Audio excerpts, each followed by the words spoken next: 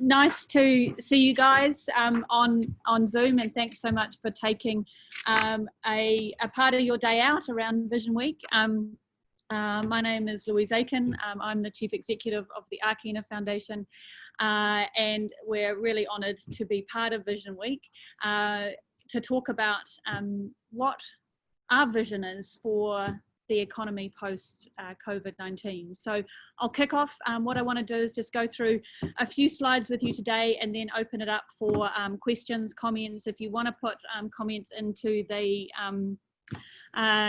chat, please do, but also I'll try and figure out how to open it up so everyone can ask questions and we have a discussion if we have time. So let us begin. I'm going off two screens at the moment because I'm sitting in a boardroom, so I have two computers going at the same time, so apologies if sometimes I'm looking slightly away from the camera, but I'll begin. Ina mana, ina reo, e nā karanga maha o te wā. Tēnā koutou katoa. Ko te ao mārangi tōku tūranga waiwai, ko McDonald te iwi, ko āKINA te hapu no piniki ahau, ki āKINA Foundation, ohi mahi ana, ko Louise āKINA, tēnā koutou, tēnā koutou, tēnā koutou katoa. So as I said, it's a pleasure to be here. I'm in Wellington and not in my bubble. This is the first time I've done a presentation back in our office, which is pretty exciting. So I'm not in my Tūranga Waiwai, which is on the Tinakori Hills. But it is a pleasure to be invited by Paul and the Vision and NZ team to have a bit of a chat today about the opportunity for economic recovery post-COVID. So where to begin? We are in a pretty crazy place, and what we wanted to do is just introduce our vision for our economic recovery and talk about the aspects that we think are really important when it comes to how we can help create an economy where people and the planet thrive. And who is āKINA? Well, we are New Zealand's leading impact development organisation. We are a non-for-profit consultancy that helps businesses of all sizes and shapes, from very, very small to very large, understand how they can contribute positive impact. And today I'm going to talk about that impact at the time of crisis and how we can all contribute to an economy that we need and deserve. And I hope that you'll be challenged and you'll be able to leave this conversation with some bold action, which is really the epitome of what āKINA means and what we hope to contribute today.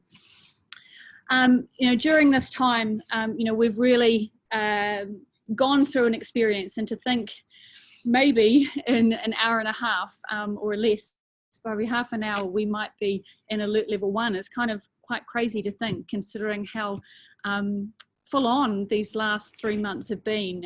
But during this time, we've really come together. We've looked after each other's health and well-being. We've listened to science. We've made bold decisions and made sacrifices on behalf of us all.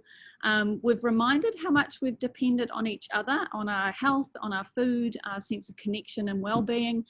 And we've noticed this really, I think for many of us, for the first time, we've really noticed how essential our workforce is, not only in keeping ourselves safe, but also fed. And often those at the front line are our lowest wage employees and lowest wage workers in our economy. And that was a bit of a wake-up call, I think, for a lot of people to figure out actually who did we need in our economy for the well-being of us individually and particularly our families and our whānau. And we've certainly celebrated and been celebrated for our ability to adapt and innovate, to stay connected, supporting each other, and particularly while we've had to figure out this whole life inside a bubble, and particularly for many, many of us still continuing to work within that bubble as well. But what it also has made us do is face what is a real difficult truth. The New Zealand before COVID wasn't actually so rosy. We have, unacceptable levels of poverty, inequality, carbon reduction targets that really seem unachievable as every day passes. And, we've got to think about what this new normal is as we recover from COVID. We will see, no doubt, unemployment rates not seen for generations. We'll have these new jobs, which won't be accessible for most of those in need, whether it's location or skill set. The ongoing costs of mental health will be significant and be hidden for many years to come. And how we live and work will fundamentally change, physically, financially, emotionally. And we're probably going to be asking a whole bunch of different questions, and quite rightly we should be. How will we value what is an essential worker? What does local now mean for us? How do we value those businesses who were proven over alert level 4 and 3 to be the backbone of our economy? And will we care more for our communities and for those that are vulnerable? More so than maybe what we did beforehand. And I heard a really good quote during lockdown, which struck a chord to me, that COVID-19 didn't create inequality, it just exposed it. And what we need to do is figure out, as we recover from COVID, what does that mean? What does that propel us towards? And that's something we're really excited to be able to contribute to the conversation, but I think we all must contribute and figure out what is our role within that, which I hope we'll cover a little bit more today. So, the next question is, so what now? We want businesses to be profitable. Absolutely, yes. We want enough secure jobs to ensure that people can provide for their families, but we have to do better than that. Simply avoiding the worst of this crisis or returning to what we had before is not a vision for the future in itself.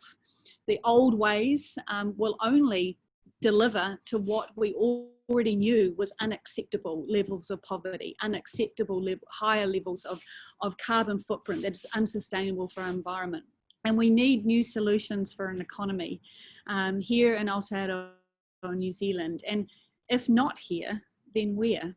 And if not now, when? And so how do we rise to this challenge?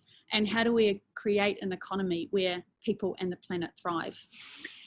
And in our view, that's all around what is impact. And when, just to quickly say, the definition of what we say impact is, and there's many different definitions of that, and you'll probably have heard the term used in lots of different ways. When we use the word impact, we mean the positive social and environmental outcomes that happen as a result of an activity, the thing that changes as a result of an activity. And we want it to absolutely be focused on the positive social, environmental and cultural outcomes that can be achieved.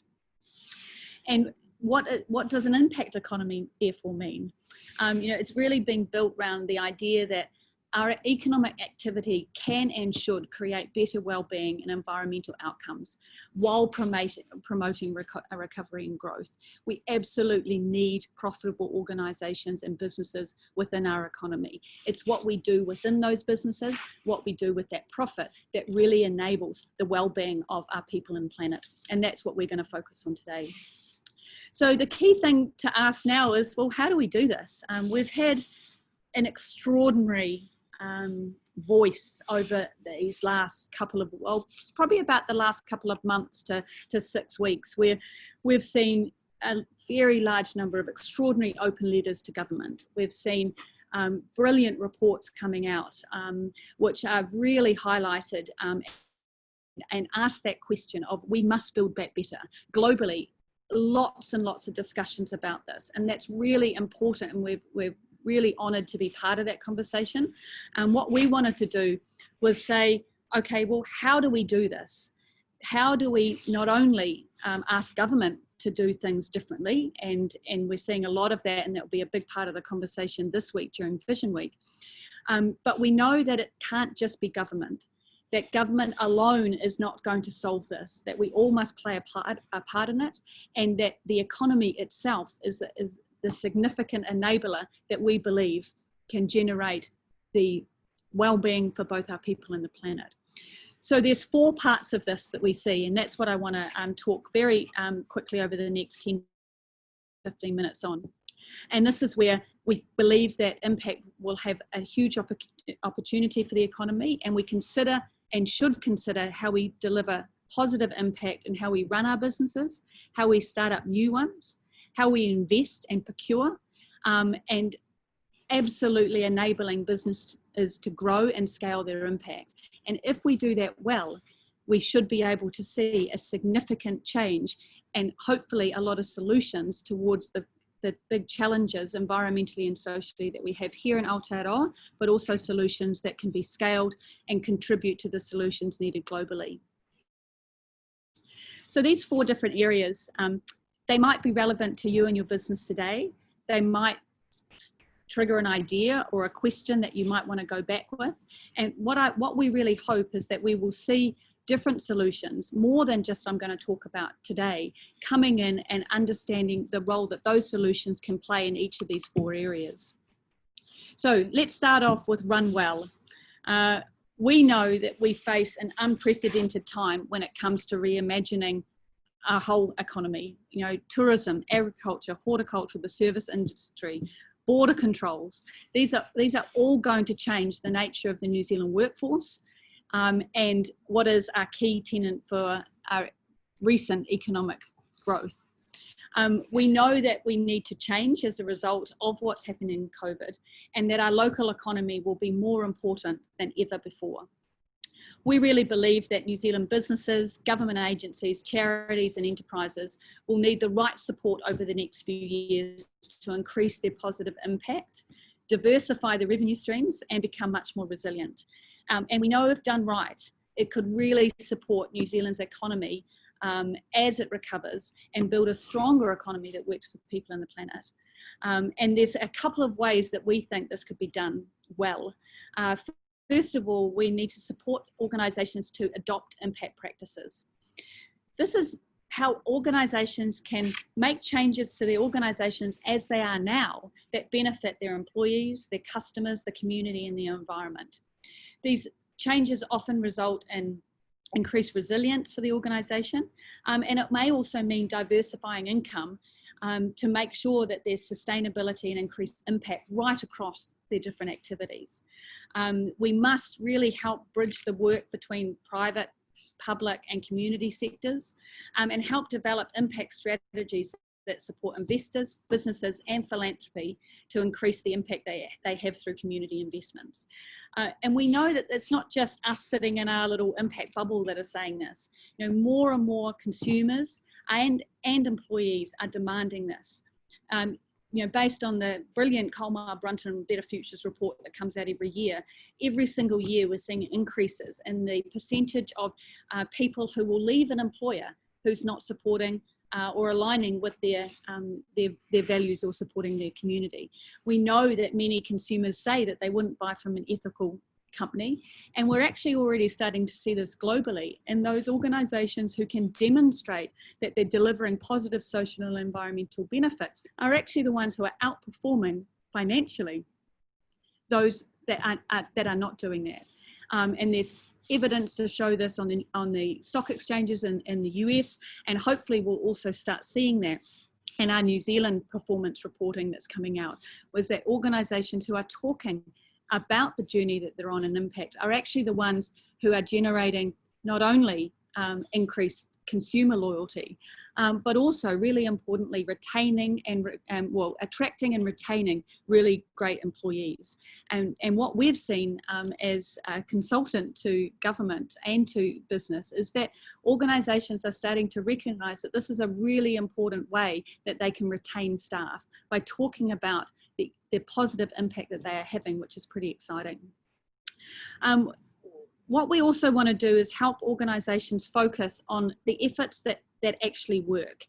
What's the impact that we want as society? How can we facilitate alignment on the goals that we recognise and measure towards? Things like the Living Standards Framework here in Aotearoa, New Zealand, or the Sustainable Development Goals. Can they be an answer? And how can it work in practice at a at a business level, but also at an economic level? How can we support the private sector to get aligned with what we want to measure? How do we co-design and co-implement indicators, linking up private, public and social sectors? And how can we explore mandatory reporting, which is not only focused on climate reporting, but actually then starting to think about social reporting as well. We must value the things that matter for our economic's resilience, and we must support the government and the private sector to share the evidence of what works and what doesn't work, so that we can develop more and more good solutions to help solve some of our significant social and environmental challenges. And that's a really important focus for us, particularly as an organisation and organisations like us, is you can't manage what you don't measure. And it's, you know, as we've seen in COVID, testing, measuring, tracking was absolutely vital for the success that we've had, you know, collectively over these last 3 months. And we really think that impact management can be as vital to our recovery. We must support organisations to understand their impact, to measure the things that matter, and to use information generated to make informed decisions to increase that impact. That, of course, is a lot of stuff. And so we recognise that this is a journey, and we want to support organisations on their journey. We've been, you know, really excited over the last couple of months to be working with the Warehouse Group on their impact journey, and them understanding that it is a journey itself. You have to start with thinking about what impact are you making at the moment? Do you know what impact that is? How do you recognise that? How do you have the data sets to show that? And then over time, how can you increase that positive impact while also decreasing the negative impact? And that's a really important journey for organisations to go on, and recognise that it might take a number of years in order to understand the long-term impact that can be achieved. That gets us to the next point, which is starting well. You know, we know that, and you know, there was a great article shared last week, which you know, recognised the number of new businesses that have started up during COVID. And you know, New Zealand is, I think we have something like 60,000 businesses start up every year, which is a huge number. And of course, a large number of them, you know, aren't successful in the first year, because that's, you know, that's entrepreneurship.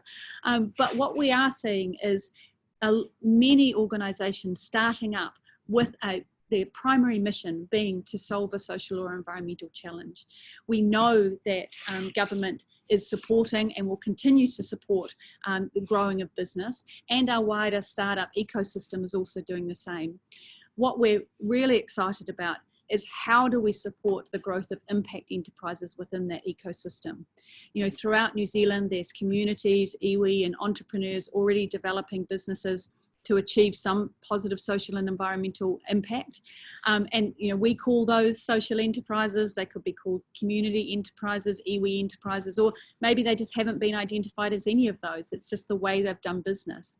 What we want to do is deliberately incubate and support those businesses. We should be looking for opportunities to use tools that generate positive impact. You know, when we see markets failing, broken systems, community identifying the needs that they have to themselves, you know, we should look for opportunities to start businesses to deliver those solutions for those businesses, to work in partnership with the charitable and philanthropic sectors, to be able to look more and more as impact as an important part of our incubation system. And we're starting already to see that, which is great.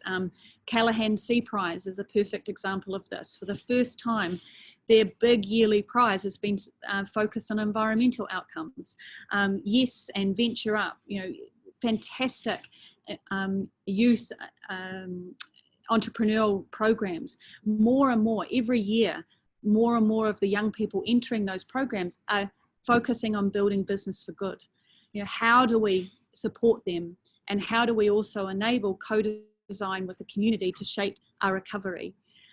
We've got some extraordinary solutions deeply ingrained already in our communities. How can we support the acceleration of those? How can we support the sharing of those insights, those sharing of those tools?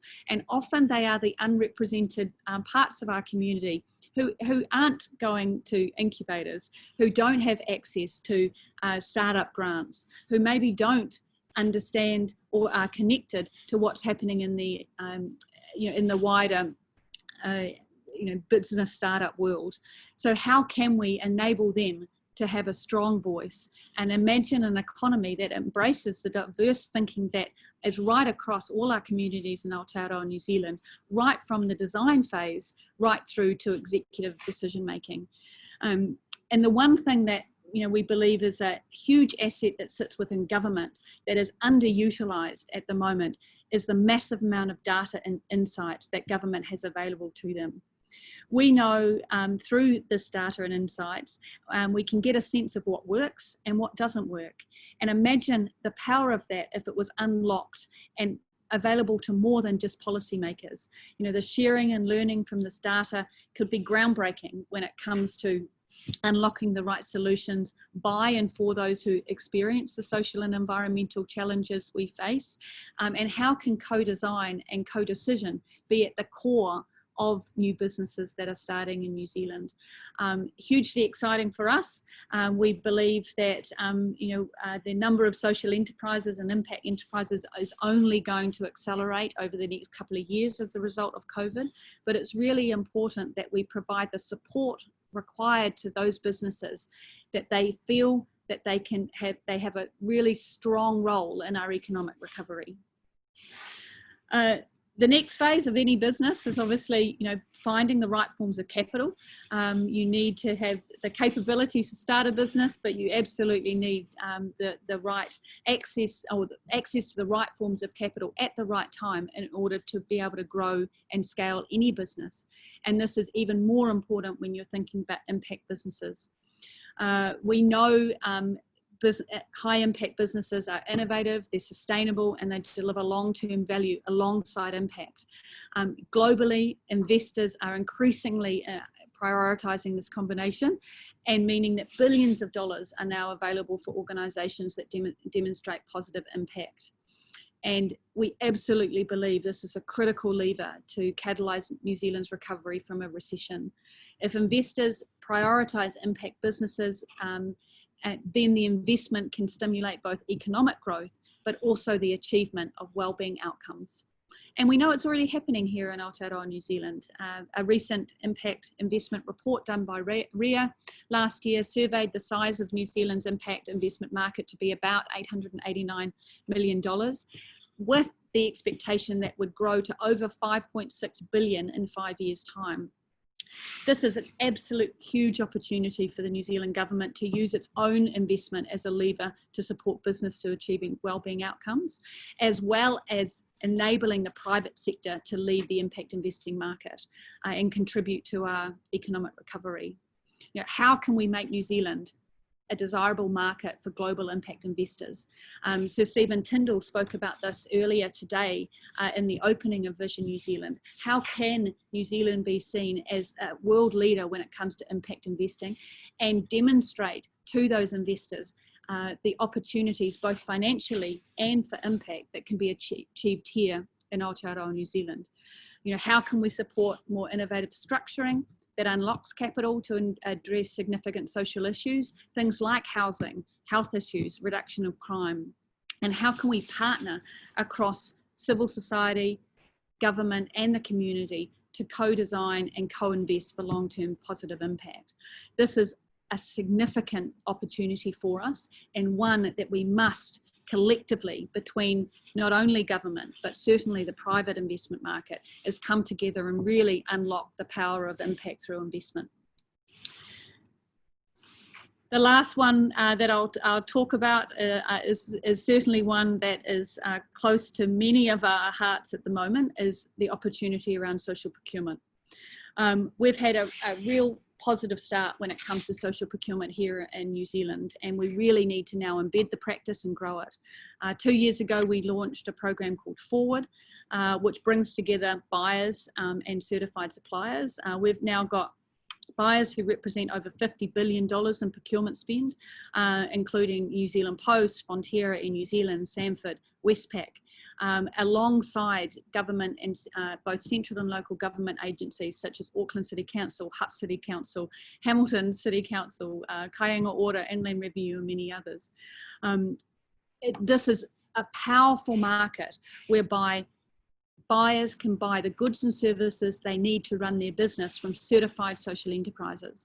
We have over 70 services listed in many categories, from anything from waste management through to clothing, through to gifts, cleaning, infrastructure services, etc.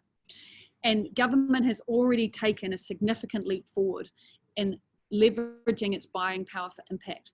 But with absolutely, we know with the stimulus that is going to be within our economy over the next couple of years, it's absolutely vital that positive impact is a significant foundation of this procurement spend.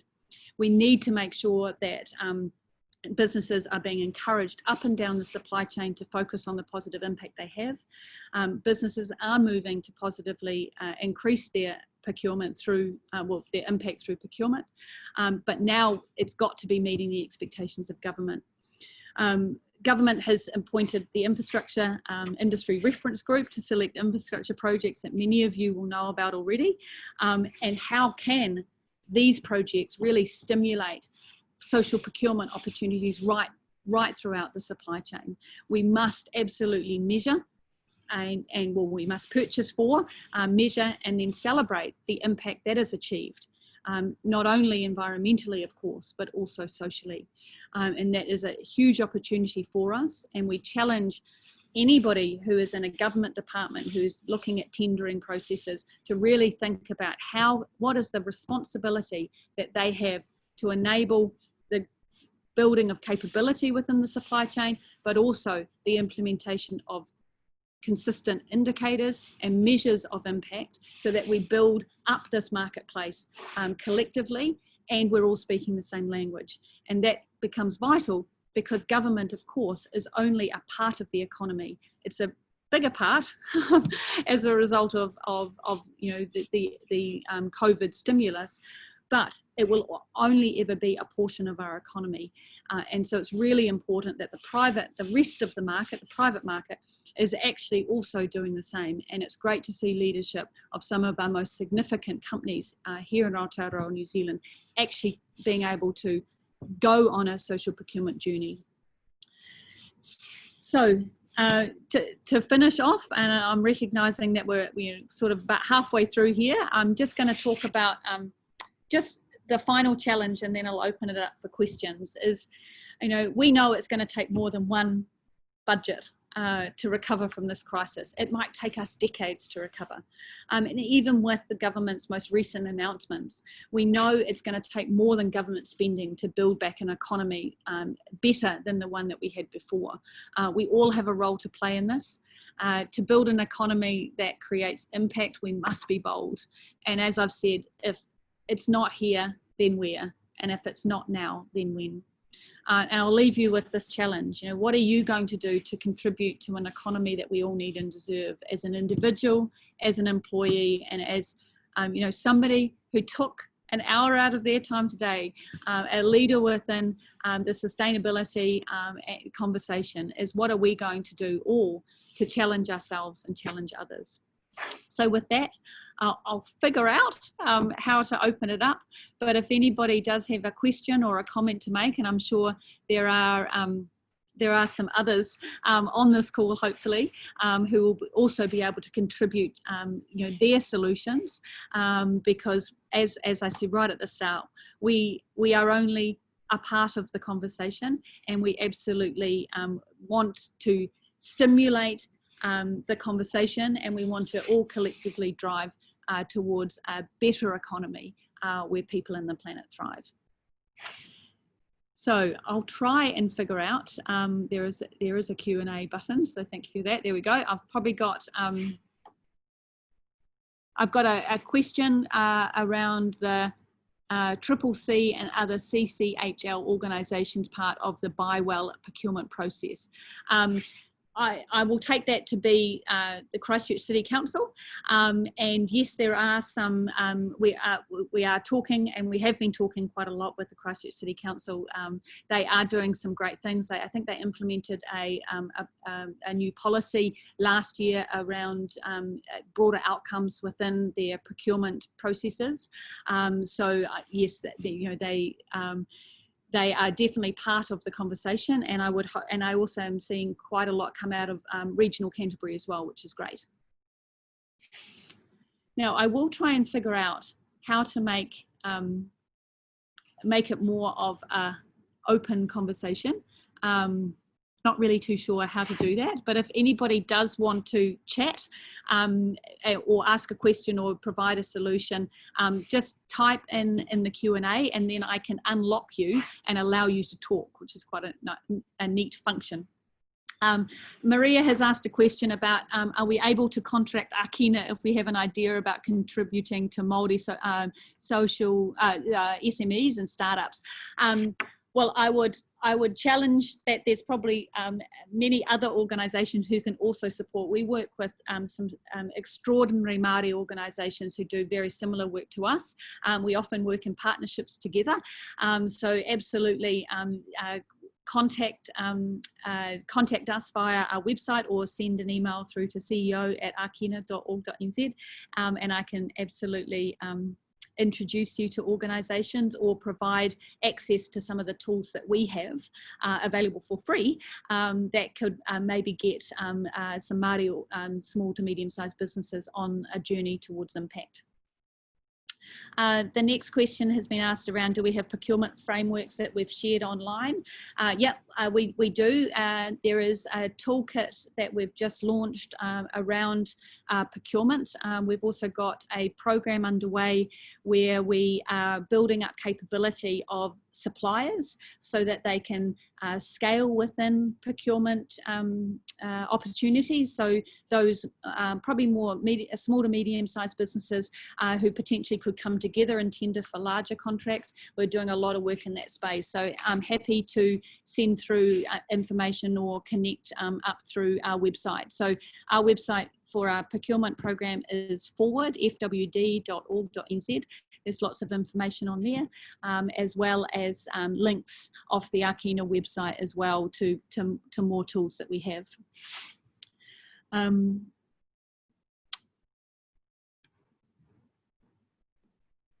So I can't yet see if anybody, here we go. Helen's asked a question.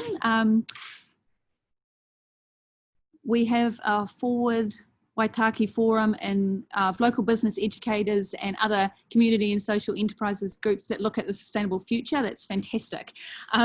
We have some difficulty getting beyond the talk and immediate project phase, and that's absolutely not surprising because often that's the most difficult step. If I was you, I would have a look at the work that's been done out of Waikato. The Waikato Wellbeing Project is probably slightly more advanced from where you are. They've gone through that storming phase.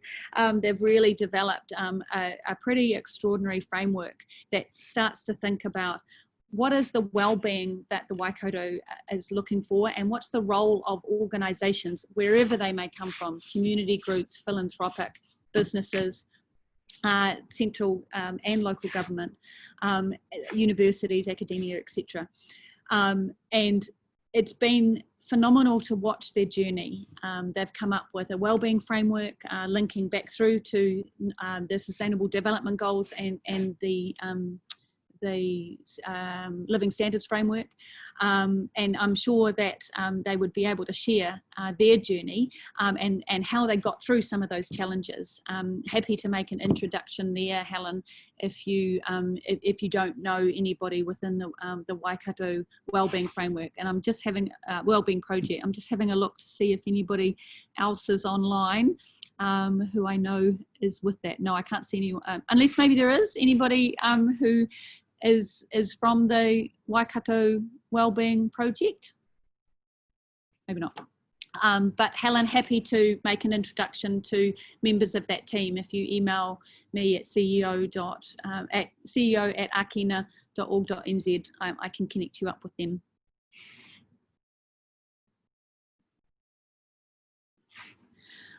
Shirley has asked if we're involved in advocating for a recovery project spend and ensuring wider impact is given heavier weighting. Yeah, it's such an important conversation, and us and many other organisations are also advocating for this. We've been working with a number of organisations who have put in shovel-ready projects as such, but also working across central government to try and provide the tools for the waiting, because not only do you need the policies as such, you need the processes, you also need to help support the capability building at the same time. You know, when government's broader outcomes policy came out last year around procurement, that was it was huge. It was really exciting to see broader outcomes being a significant opportunity, and also making sure that all government procurement was focused on broader outcomes. But that's a piece of paper. So what we're really proud to see is that work was being done at local level, but also at a central government level led by MB, which was how do you build capability within central and local government about how to implement those broader outcomes? How do you change a tender process? When you put in a weighting for impact, what does that mean? How are you going to measure it? How are you asking the question in that tender process? When you get the answers back in that tender process, how are you assessing that? When you're contracting for that, what are you then doing to ensure that those broader outcomes remain an important part of that long-term contract? That's all work that needs to be done, and particularly important to support those people who are on both sides of that, not only the organisation who is tendering, but also the organisation who is responding to the tender, and importantly, those organisations who are successful in gaining that tender and contracting for it. So yeah, there is a lot of work that needs to be done in that regard, but it's exciting to know that we're on a journey, but it will take time.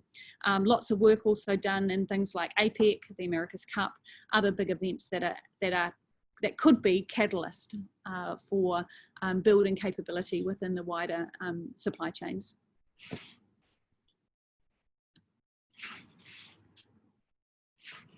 So if there's any more questions, I'm happy to answer them via the Q&A or the chat.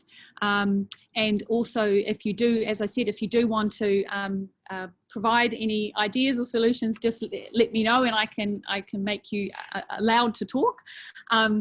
Nigel has asked, do I have views on how best to engage with government for new ideas? Nigel knows me well in that regard. Yeah, that's a tough one, because I probably would have said 2 years ago or even 3 years ago, it's best to go straight to ministers. And that was probably quite naive when I was saying that. You know, there are some extraordinary government officials, some, just amazing public servants doing extraordinary things, and particularly at this time. I think if we think about the amount of change that has been put in place as a response to COVID within government departments, it's extraordinary. One example is, and you look at the work that Inland Revenue did in 4 weeks to build the small business loan program. These are, in a normal world, that probably would have taken 2 or 3 years to happen. So we've got some extraordinary public servants. And what I've really enjoyed over the last couple of years is working with them to figure out how can the levers that we have as a small organisation supporting impact in the wider economy work well with them who have the big levers when it comes to policy changes, etc. So at this time, I would think that the best way to work with government for new ideas is, yes, if you have access to politicians, sure, tell them your ideas, and if it resonates with them, with the priorities that they have, then they'll, potentially engage with their senior officials and the government departments that they may be working with. But more importantly, we want to change our economy for the better in the long term. Governments come and go. What we want to do is we want to enable senior officials and those who have the ability to make the significant policy changes that we need for the long term. How can we support them to understand what's required, whether it's in the economy, whether it's in our communities? How can we work in partnership that they can learn from the failures and the successes that the economy has every single day, for them to know the right policy changes that they need to put in place? So working with those officials, being able to understand how can we share, and whether it's doing things in partnership or allowing the exchange of information, so that when big policy changes are happening, it's informed by what we need. It's informed by the community. It's informed by what is good and what change is good.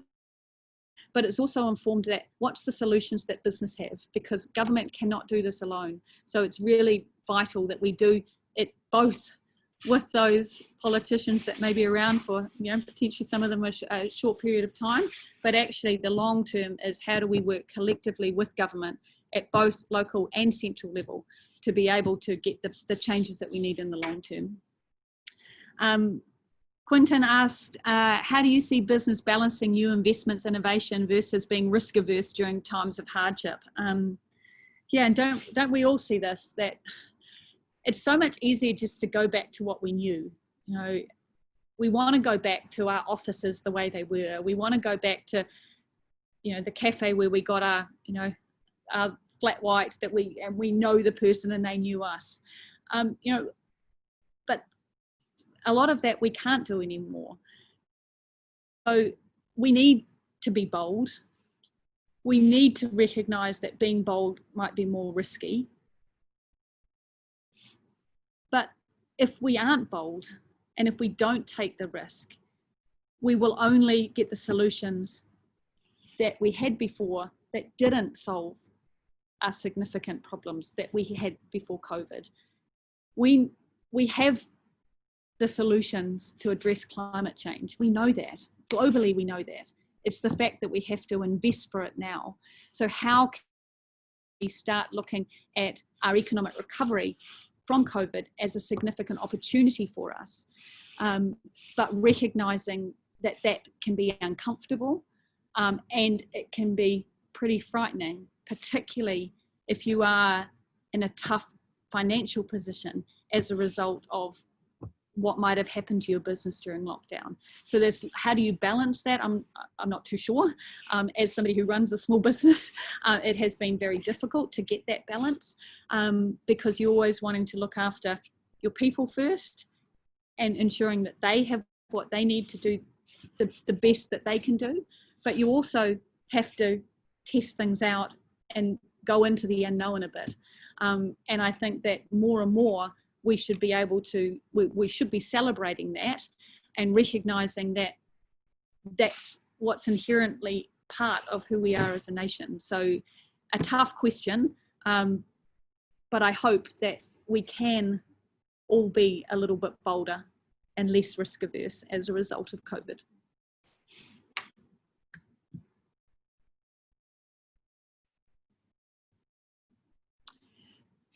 So got about 10 minutes to go. I'm absolutely, I hope this has gone all right for everyone. If there are any more questions, please let me know. It seems odd being in a webinar where I can't see anyone, so I feel like I'm just talking to lots of coloured dots at the moment. But if there is, anything that you'd like to contribute, please pop in your name in the Q&A and I can unmute you, or a question that you have. You can go on the Vision NZ website and download the report that we've released that this presentation has been based on. It is our thoughts only, and so we would love to be challenged on the report and have ongoing conversations, and also hear about the journey that you might be going on in your own organisation individually as a result of COVID, as a result of thinking about how we can contribute to this economic recovery that we think is absolutely vital today. So I'll give it another 10 seconds or so of any questions. We will release a recording of this presentation. We thought, how great, we'll record it because it's going to be so seamless. So we may record it again some other time.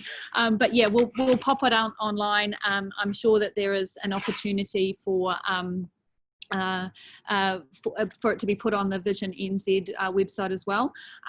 Just a couple more questions.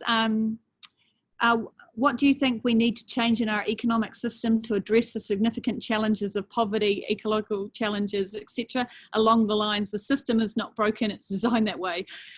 Yeah, Suzanne, you're absolutely right. And this is, this is the big question, right? If we could change one thing in our system, what would it be? And there is this week, the Fenwick Forum, which is part of the Aotearoa Circle, where I think 65 CEOs are getting together to think about what's our financial system, or what is the financial system that we need in order to be able to get to a zero carbon economy.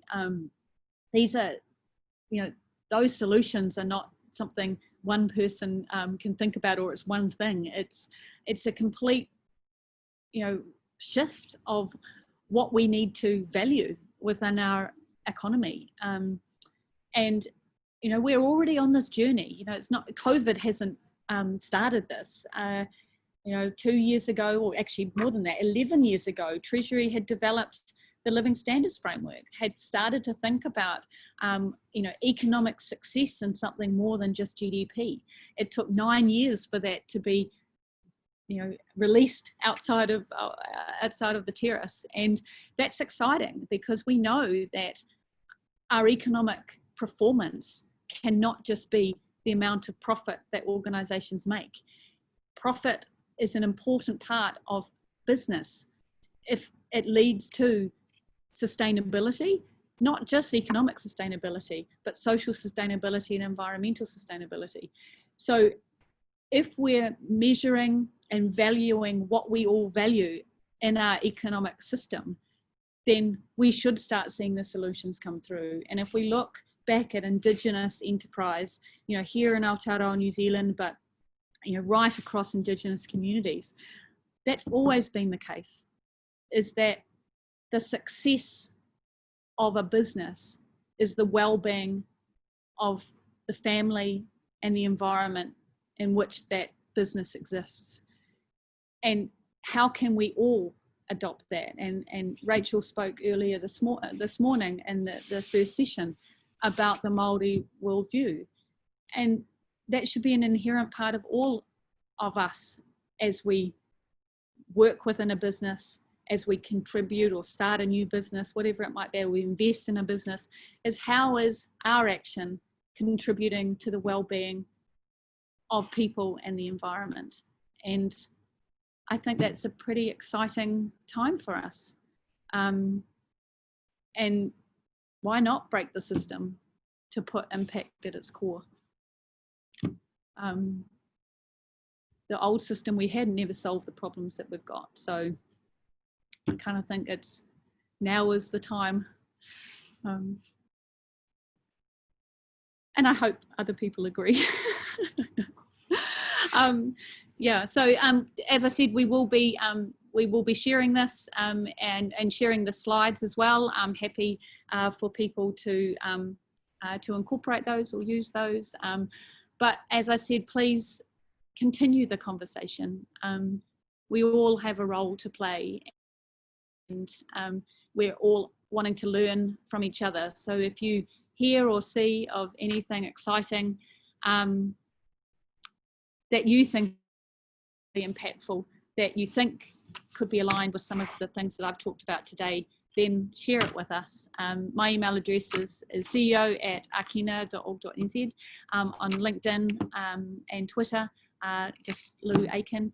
And really, I thank you again all for being part of today, and I hope that you all thoroughly enjoy the rest of Vision Week and what might come from it, because I've said it probably 4 or 5 times already. If it's not us, then who? And if it's not now, then when? And shame on us if we look back, or if no, worse, shame on us if our children look back and say, why didn't you do what you had hoped to do? So on that, if there's no more questions, happy to leave it. But I really appreciate you all being part of this conversation, even though it has been slightly one way. But I look forward to continuing the conversation with you over the next week and beyond. Happy just to sit if there's any more questions, or connect with you all at another time.